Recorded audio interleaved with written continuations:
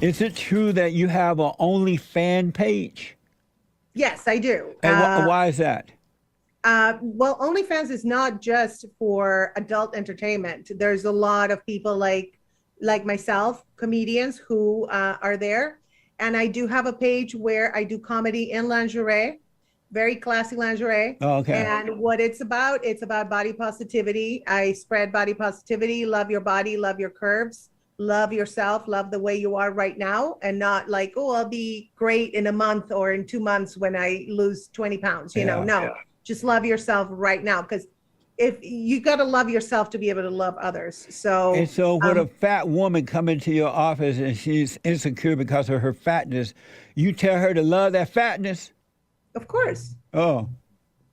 That's who she is and what she's got. Unless she wants, you know, she feels like she wants to lose weight for whatever reason, for health reasons or whatever. But yeah, love yourself the way you are, of course. Do you believe that racism exists? It does, absolutely. And what's your proof of that?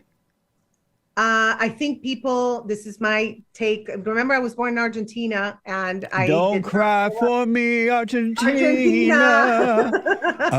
I kept my promise. I did my racism best. Is anything that you discriminate against people that don't look like you, that are not like your culture, that are in a way that people feel they're a threat to them in some kind of way, which is so weird because nobody is a threat. It's like we're all human beings. But that sounds like a person's own insecurity.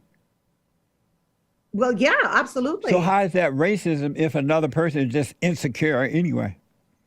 Well, if they're insecure and they're afraid or threatened by another culture, then, you know, like as a Latina, it happens to me. Like because we're, you know, curvy. I was always really curvy, and I felt like a lot of times, especially when I was married to a white guy, the second one, I felt like his parents or his mother like felt threatened by my curves. I don't know if that makes any sense. Meaning that you were fat at one time? I was What does curvy mean if it doesn't mean fat? Well, you know, curvy. Well, why would his mother care about that? Because it was, I think it was like a threat.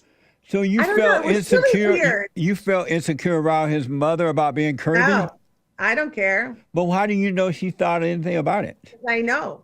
Did she tell you that? In so many words. She's like, "Oh, you too curvy, and I don't like it."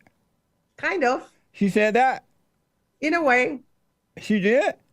Mm-hmm. What the? Yep. And so what did your husband say about it when you told him? Nothing. He was a beta male, so it was like, hey, whatever. And so where's you haven't given me any proof that racism exists. I don't see where racism exists. It's just a made up lie. And I grew up on a plantation in Alabama under the Jim Crow laws. And I never heard the word racism. I heard right and wrong, treat people the way you would like to be treated. There's good and bad in all races. And so why do you believe that racism exists with no proof?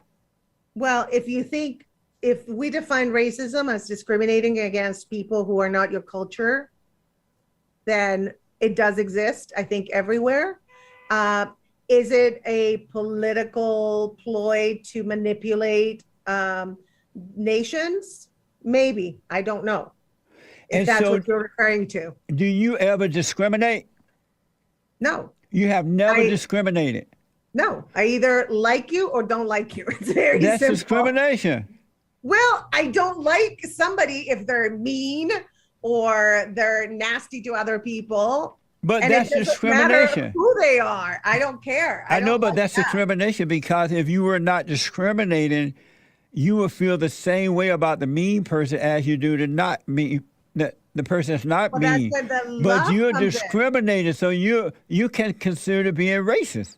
Well, no, because I don't want to be around somebody who's mean. Why would I be around somebody who's mean to me? I don't like that. I don't want that for me. But why discriminate? Don't they have a right to be that way if they want to?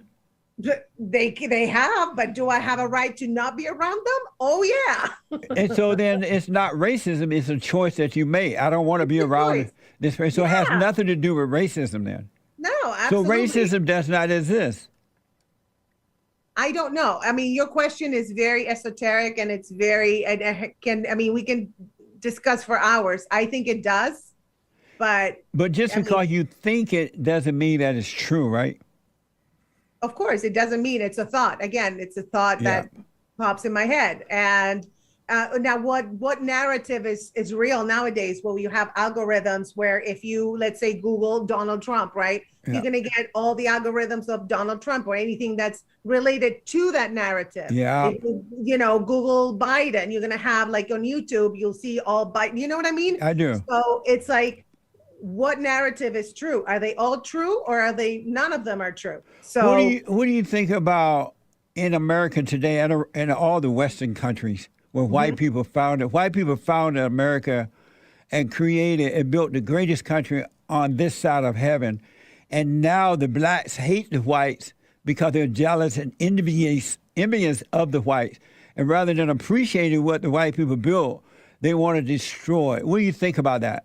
It's like inviting somebody into your home, your great home you built, and now they want to destroy it. What do you think about that? I don't think that's an accurate description to me. I don't see that. But why do you again, think they keep begging and whining, the blacks? They keep begging and whining and blaming and burning and destroying and talk about reparation and affirmative action. They show no self-discipline.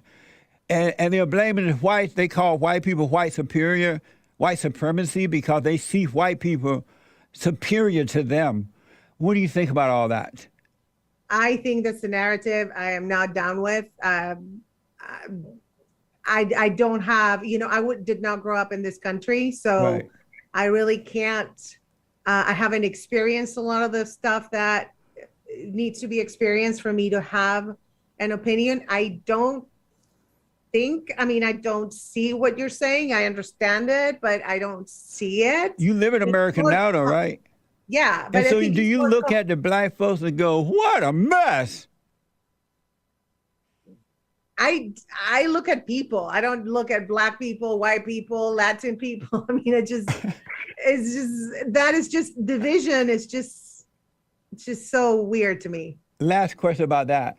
Yes. How do you feel that the blacks in school and now the workplace and everywhere are teaching little white children that they are racist, that they are evil just because they are white, and they're telling the black children that you are better than the white children, and they are treating the white children like they're racist and they hate others, they hate the blacks. Is that evil for doing that to children? Well, I think that They call it critical race theory. Well, to me, regardless of that particular topic, if you teach hatred to children, that's just not right. Right, it's evil. What kind of heart can you have that you destroy the soul of children? Because hatred divides and we want to unite, right? As a human race, we want to be united in love and peace and joy. And that's not the way to do it. Are you for open borders? For open borders? Like all these illegal aliens coming into our country. Are you for that? I don't have an opinion about that, to be honest. Oh, so you just kind of look at that. You see all the thousands of people coming in, and you're like, I don't care about that. It's more complicated than that. It's not as simple as that.